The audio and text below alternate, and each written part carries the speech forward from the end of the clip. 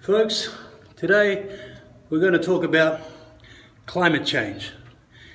Is there really a climate change, or is it HAARP weather weapons? HAARP, High Altitude Auroral Research Project, began in 1957, Operation Popeye over the skies of Vietnam. It seeded the CIA seeded the clouds with metal filings, and these extended the rainfall over Vietnam for 100 days.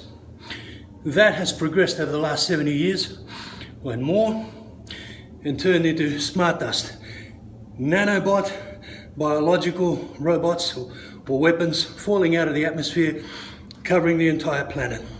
Why would anybody do that? That would be the question on anybody's mind. Why? For control of the human organism, to divide the classes into gods and consumer disposable human beings, to be used by a handful of sadistic, pedophile ring, whatever they want to call themselves, gods or devils or whatever they want to be.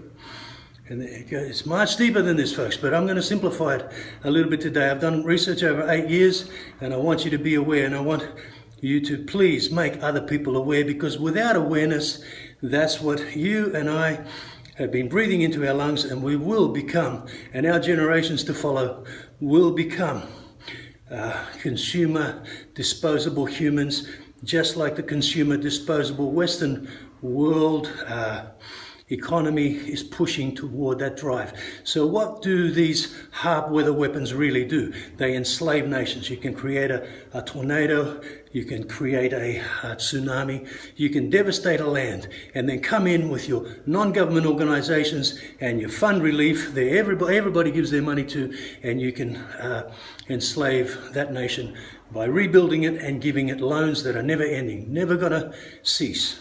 Banks control this. And why is it banks? Because right from the time of the Teutonic Knights and before the papacy, the Romans and the Zionists later to follow, was a manufactured Zionist.